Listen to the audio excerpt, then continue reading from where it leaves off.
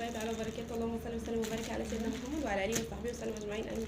ازيكم حبايبي واخواتي في الله، عاملين ايه؟ يا رب تكونوا بخير. النهارده مبسوطه جدا جدا، جات لي شحنه. كنت مستنياها، كان نفسي تيجي قبل العيد بس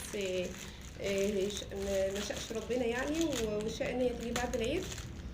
حاجه كنت منتظراها انها تريحني. حاولت يعني كان عندي بديل ليها بس متعبه، فانا قلت اجيب دي. طبعا فلوسها مش كانت مكفيه ان احنا نجيبها قبل العيد، وكنت بدور على حاجه رخيصه لحد ما وصلت لحد زي ما قلت لكم قبل كده.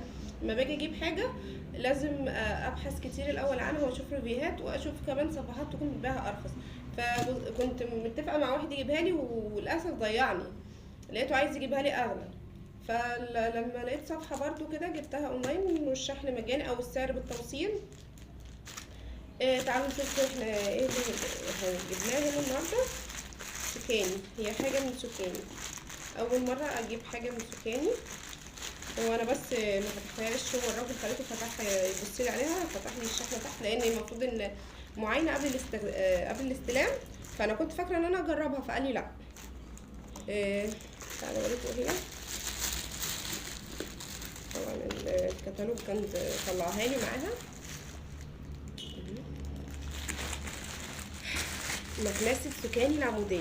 انا عندي المكنسة بتاعت توشيبا بس يعني تهمة تقيلة، وان انا اقعد اجر، انا خلقي ضيق جدا ان انا اقعد اجر ورايا حاجة. وبعدين انا عايزة اقول لكم ما استخدمتهاش كتير، هي لسه جديدة وان شاء الله هبيعها وبتمن ده هجيبها. يعني انا اخدت لميت العيدية على الفلوس اللي كانت باقية من الجمعية بتاعت الاير فراير، وجوزي قال لي هكملك عليهم وتجيبها لي هدية عيد الام، لان انا كنت زعلانة مفيش ولا سنة في عيد الام عدى علينا، احنا 9 سنين جواز اهو، مفيش عيد ام جاب لي هديه خالص خالص يعني.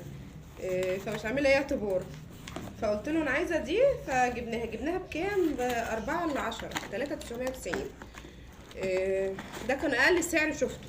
حتى المعرض اللي كان هيجيبها لي قال لي هجيبها لك ب 4700، وهو المفروض ان هو بيبيع بسعر الجمله. قلت له ده على النت ارخص، قال لي هاتيها من عندك، رحت جبتها من على النت. ثواني افتحها. انا فتحتها اهي. اول حاجه معانا اهي، دي اللي هي وريها لي. ده الجسم بتاعها. هي يعني نوعا ما لا هي تقيله قوي ولا خفيفه قوي، يعني ممكن تجيلها كيلو مثلا. المفروض ان السلك بتاعها 6 متر. الفلتر بتاعها اهو. ماكس، مش عارفه عاملين هنا الماكس المفروض التراب لحد هنا ليه، يعني من هنا لهنا ولا من هنا؟ حاساه كده هيبقى قليل. ده ايه كده؟ بتفتح اهو، في كاوتشه من هنا تفك اهو، وهنا الفلتر.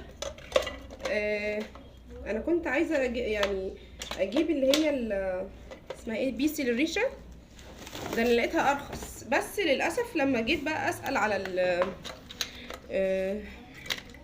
الضمان بتاعها بتقولي ضمان عالمي. انا مش عارفه يعني ايه ضمان عالمي. قطع غيار ممكن تلاقيها في اي بتقولي الصيانه لا، الضمان عالمي، لان هي جايه من السعوديه، والصيانه يعني مش ليها مراكز صيانه في مصر. فانا المفروض اروح ادور على مركز، انا بدور على الغطا وهو هنا، اروح ادور على مراكز صيانه بقى، وان لقيت حد يعملها لي ولا لا.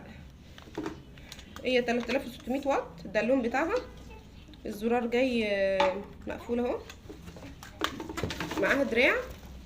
وبيسل بقى ما حبيتهاش في ايه برضو، ان حاجه العمود بتاعها الموتور تحت، يعني لما اجي ادخل دي تحت الكنبه مش هتدخل، انما دي هتدخل معايا تحت الاركان والزوايا والكنبه.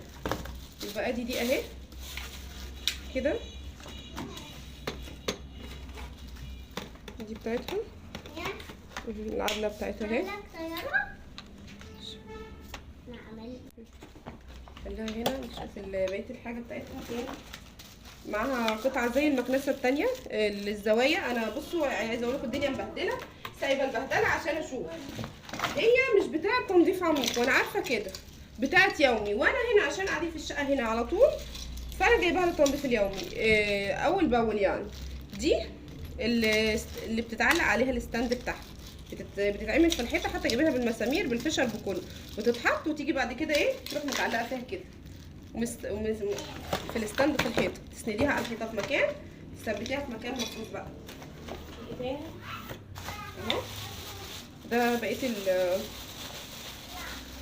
اسمه ايه ده الفلتر. وده بكره للكف بتاعها اللي هو ده غيار.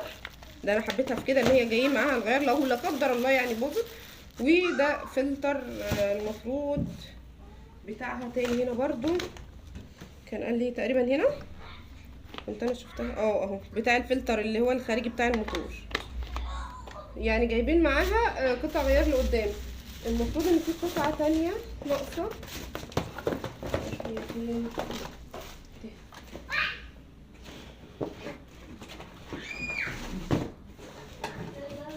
اهي، قطعه ودي قطعه، دي بتاعه الاركان ودي بتاعه الركنه والحاجات اللي زي كده كده. طيب تعالوا الاول نشوف بتاعه الزوايا، بلاش الطويله دي.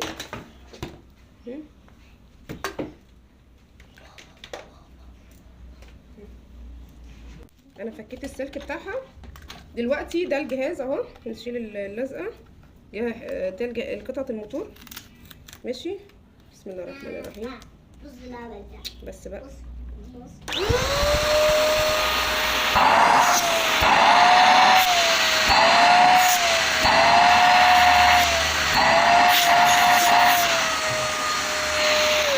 انا حاسه قوه الشفط بتاعتها زي التوشيبا اللي عندي مش عارفه 1600 واط حاجه زي كده. هي الصغيره كانت اسمها مش عارفه البطه ولا ايه، كانت طالعه على ايام ان الحجم بتاعها البادي اللي بره الخارجي كان صغير نفس اللون برضه. نشوف هي دي بتركب هنا. طب والله كويس، ده بتركب هنا فعلا. يعني عشان لما عاوزه اشتغل بيها كده يبقى كده القطعه دي كمان بتركب برضو عشان لو عايزه اشتغل في الاركان. طب ما تيجي نشتغل بيها ونشوف سوا. بسم الله الرحمن الرحيم.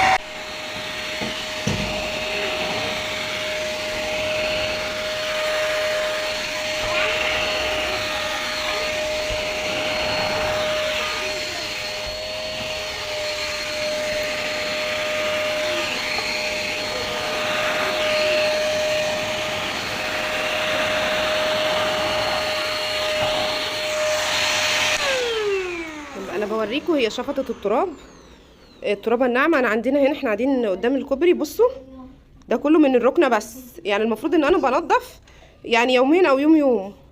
ده من الركنه. اهم حاجه بقى بصوا الترابه الناعمه اللي مش باينه، جبتها من الركنه من القماش بتاعها. طيب انا عايزه برضو اشوف هي دي، هو فين الاسطوانات. انا عايزه برضو اشوف هي حاجه كويسه انها تركب في الموتور مباشر، بس عايزه اشوف هي بتركب تحت ولا لا. يعني لو عايزين نطولها هي فعلا بتركب في العمود برضو. يعني لو عايزه اركب دي بس حاساها هتبقى اوفر، يعني ان انا اركبها واشتغل بيها كده اللي هو ايه ده انا شغاله فين يعني. لا مش صادق حشرات انا. فبلاش، خلي اليد الطويله دي للكف. هنجرب بقى الكف، انا سايبه اخر حاجه. هي ليها عدله تقريبا، كل ناحيه ليها مكانها. بصوا بنسمع صوت التكه، اهم حاجه كده يبقى هي ركبت. بعد كده الكف، كانوا بيقولوا الكف بيروح يمين وشمال فعلا اهو. طيب بالنسبه للخامه انا حاساها نوعا ما كويسه، مش اللي هي الواو يعني. هي اكريليك في بلاستيك، بس لو هقارنها بخامه طبعا توشيبا لا خالص. حتى بصوا الخرطوم اللي هنا ده مش حاساه قوي اللي هو، بس ان شاء الله يعني هي ايه هحافظ عليها. انا عارفه ان المكانس العمود اصلا مش الواو اللي هو بتاعت الهلك دي، عايزه حاجه يوميه اول باول وما نطولش عليها. من ضمن برضه اللي عرفته في بيسن انها بتسخن مع الوقت بتضعف. قلت طب دي زي دي لا قدر الله تبقى انا معايا اللي قطع غيارها المتوفر. بصوا دي بتلف يمين وشمال اهي، وتقريبا ده لو عايزه اثبتها واوقفها اهي كده عشان تتقفل اهي، ثبتت كده عشان لما اجي اركنها على الحيط تبقى واقفه اهي، بس هي مش ثابته عشان بس على الركنه ولا على الاسفنج. طيب تعالوا بقى ننضف الارض ونشوف. هصور معاكم دلوقتي وهي في الارض. الاول تعالوا اوريها لكم من تحت. الكف بتاعها اهو، في ليدات من هنا عشان تنور تحت، ليدات اهي، والبكره اهي اللي هي اللمامه دي اللي هي مديني بدلها قطع غيار، قصدي معاها يعني قطع غيار ليها. طبعا البكره دي تقدري تفكيها وتنضفيها زي التانيه. فيها برده كور كاوتش من هنا عشان تسهل عليكي الحركه. دي سجاد وبلاط، وفي هنا حاجات كده فرش ناعمه عامله زي اللي بتبقى بتسهل عليكي برده الحركه في المصلى على النبي اللي اسمه الدرف الالوميتال. كانت عندي في الدرف الالوميتال فرشه ناعمه كده، مش عارفه باينه واضحه لكم ولا لا اهي. تعالوا بقى نشتغل بيه ونشوف. بصوا يا نهار ابيض على التراب. التراب طالع من الركنه بس وانا مقفله اصلا. يعني احنا عندنا هنا الكوبري مبهدلنا، انا جايبها عشان خاطر كده. طب تعالوا نشتغل بيها. بسم الله الرحمن الرحيم.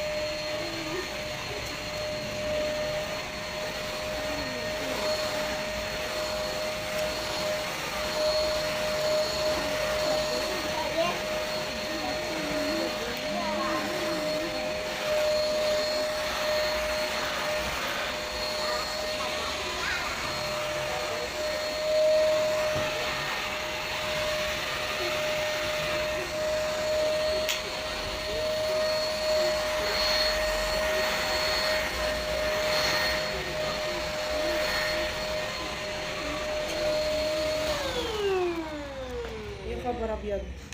بصوا كميه الوبر، يعني الصلاه دي انا كنساها مش امبارح، اول امبارح قصدي السجاده دي. بصوا باين. هديلكم الاضاءه شويه وانا عايزه اوريكم التراب.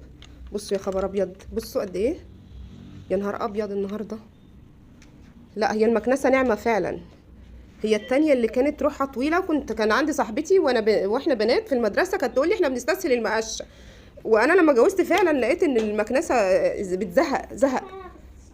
خصوصا انا كنت طول الوقت شايله الفرش السجاد من الشقه في الصيف بالذات، ما كنتش بشغلها الا في الشتاء ونادر. بس عايزه اوريكم التراب ده طالع من الحته دي بس، وانا عايزه اقول لكم ان تقريبا ده انضف حته. طب تعالوا بقى نشوفها من قريب وهي شغاله عشان ابني مصمم يشتغل بيها يعني. طب هما دلوقتي كانوا بيقولوا انها بتسخن، هي بالفعل سخنت بسيط، يعني انا بحس ان توشيبا برضو كانت بتسخن كده. تعالوا بقى ننضف. عرفت انها دي بيقولوا مش بتشفط رز، وانا مش هشفط رز اولا، يعني انا ما بيقع رز او حاجه زي كده صراحه باخده انضفه. انها مش بتشفط رز، طب انا هشفط رز ليه؟ انا لما بيقع شويه رز او مكرونه باخدها انضفها واغسلها واستخدمها تاني عشان حرام بلم نعمه. دلوقتي السجاده دي قدام باب الشقه واكتر حاجه للبهدله. هنشتغل دلوقتي وهصورها لكم عن قريب، ابني هيعمل بيها وانا هصورها لكم عن قريب هتشفط البهدله دي ولا لا.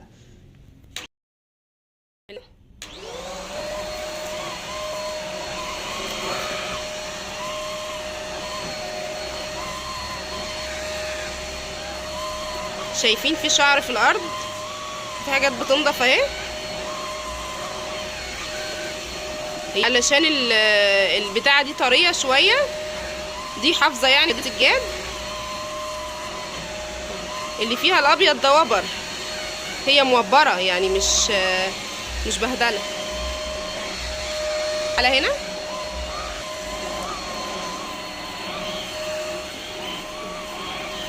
لا بسم الله ما شاء الله، يعني انا بالنسبه لي زيها زي المكنسه العاديه في الشفط، في قوه الشفط بتاعتها. طبعا الاضاءه دي بحيث ان انا يعني لو مش شايفه حاجه قدامي فهي ايه تعمل. طبعا عشان وقت الفيديو بقى انا، وعشان وقتي استنوا في قشره، في بذره استفندي واقعه شفطت عادي، هو مش قالوا لا على الرز يعني، ولا هو تل بذر الاستفندي مش زي الرز ده اكبر كمان. انا عشان وقت الفيديو هوقف بقى واخلص شغل وارجع لكم تاني.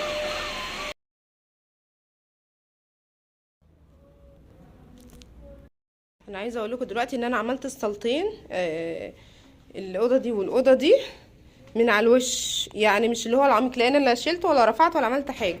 ودي كانت نظيفه، دي اللي متبهدله، دي مهما تتكنس يومين بتتبهدل عشان اللي داخل واللي طالع من الباب، وزي ما قلت لكم الهواء والتراب مجرد ما الباب يتفتح خلاص. وكمان عشان بندخل الجزم والشباشب ورانا، فممكن حد داخل بيها تتبهدل. المهم بصوا اللي طلع، بصوا كميه البهدله، بصوا كميه التراب، وفي الاخر الشقه كانت نظيفه. يا نهار ابيض النهارده، انا بجد مصدومه والله العظيم انا مصدومه من كميه التراب اللي طلعت. يعني انا الكاميرا عمرها ما هتطلع زي ما انا مطلعه، زي ما انا شايفه، ولا هتوضح زي ما انا شايفه.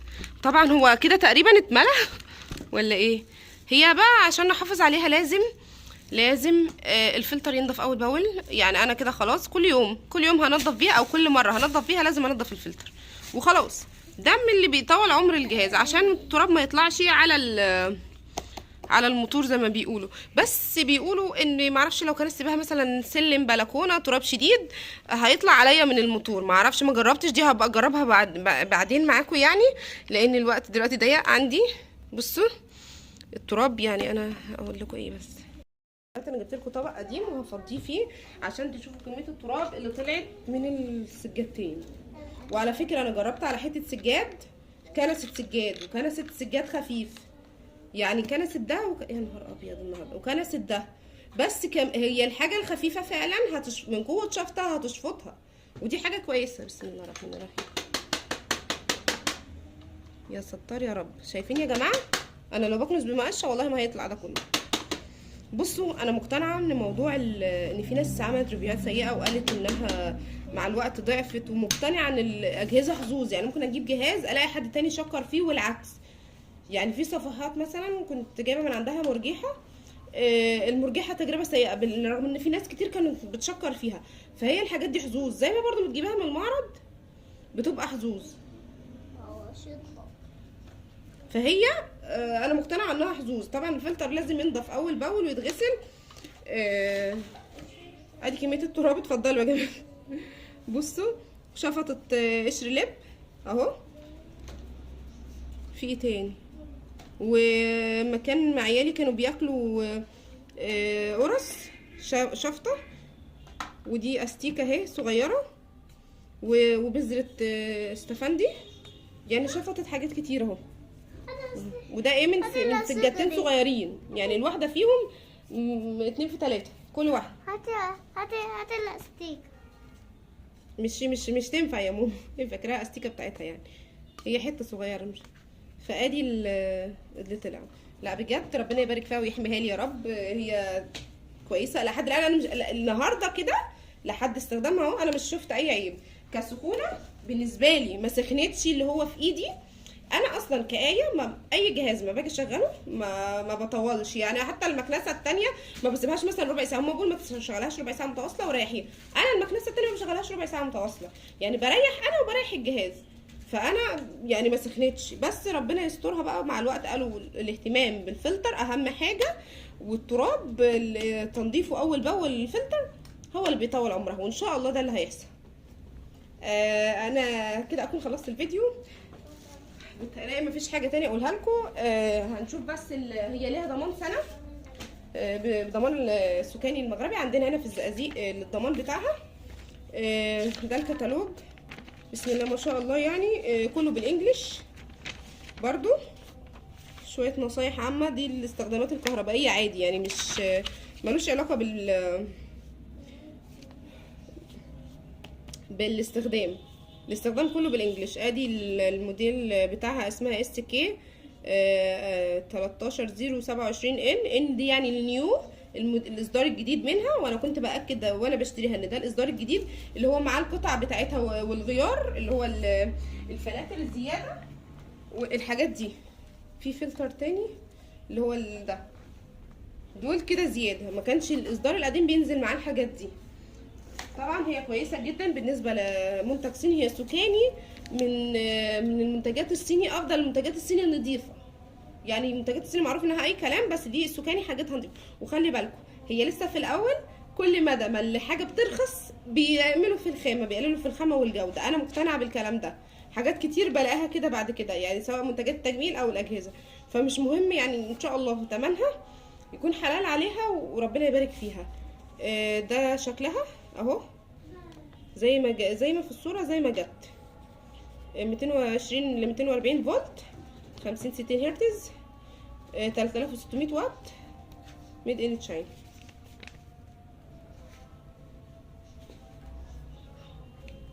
طيب انا كده الفيديو خلص معايا يا بنات. انا زي ما قلت لكم شايفاها كفت ووفت، والفيديو كفى ووفى كل المعلومات. انا مش حاسه ان انا في حاجه كان ممكن اعملها ما عملتهاش.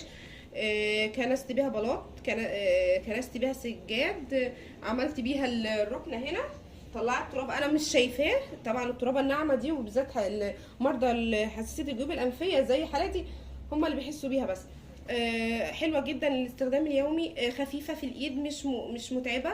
بالنسبه للعمود بتاعها حسيته اطول، يعني هي زيها زي اللي هي المكنسه العاديه، لكن كمان العمود بتاعها بيه حسيت اطول، مريح في الاستخدام، مش تقيله في الايد مثلا. بالنسبه للموتور انها مثلا هتكون تقيله على الايد. حلوه للناس اللي انا والده مرتين قيصري، فظهري خلاص بقى في الضايع، ما بقدرش اوطي كتير، فقرات عندي بتوجعني، فهي مريحه. ما بوطيش بس الا عشان اجيب تحت حاجه، لكن هي في مستوايا. لا، وكمان عجبني ان انا لما اجي استخدم القطعه دي ممكن استخدمها في الماسوره الكبيره او في الموتور مباشر. وهي انا شايفاها افضل، ملهاش دعوه بالماسوره، شايفاها افضل للموتور. هي ممكن الماسوره الكبيره اللي هي الستاند بتاعها العمود الوصله ده ينفع لو انا بجيب بقى حاجه من فوق في ستاره بلتكانه كده، هتنفع في كده. لكن انا عشان استخدمها في ركن او في حاجه، انا شايفه ان هي منها للموتور مباشر، ودي ميزه كويسه جدا فيها بجد. يعني ربنا يحميها ويبارك فيها. انا كده اكون خلصت الفيديو، اتمنى يكون عجبكم واستفدتوا منه. ولو عجبك الفيديو بقى مش تنسوا تحطوا لايك وتشتركوا في القناه اول مره تشوفيني، وفعلوا زرار الجرس عشان يوصلك مني كل جديد. وان شاء الله على الصيف كده برضو، يعني يكون عدى شهور، هتقولوا الصيف اشمعنى، يكون عدى شهور، هعمل لكم ريفيو جديد عنها. اخبار الاستخدام بتاعها ايه. انا مش بهلك يعني، ممكن مش استخدام يومي، هيبقى مثلا يوم ويوم، وهنشوف برضو عملت ايه والفلتر وتبقى الصوره اوضح. وان شاء الله خير. انا متفائله بخير بربنا يعني. انا لما بجيب الحاجه بتوكل على الله، فهو حسبي. وان شاء الله اللي هتبقى كويسه، وربنا مش هيكسفني وهينصفني فيها. يلا السلام عليكم ورحمه الله تعالى وبركاته. اشوفكم على خير.